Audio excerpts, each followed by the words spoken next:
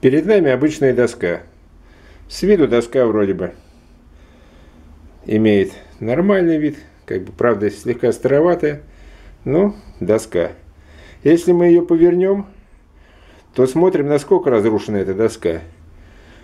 Она разрушена вредителями древесины, разными грибками, насекомыми.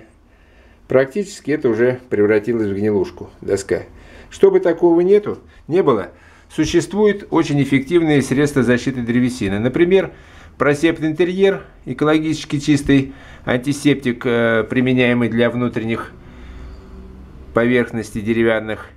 Он очень удобен, разводится 1 к 10, то бишь канистра 5 килограммов, 5 литров, превращается в канистру 50 литров.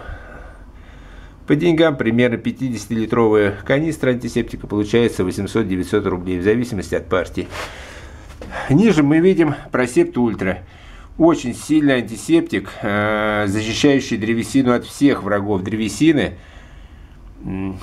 Единственное у него недостаток, он древесину слегка окрашивает в такой зеленоватый цвет, но зато очень сильный антисептик, применяется для защиты самых сложных деревянных конструкций, для ответственных конструкций. Им хорошо покрывать заборы, столбы, которые зарываются в землю.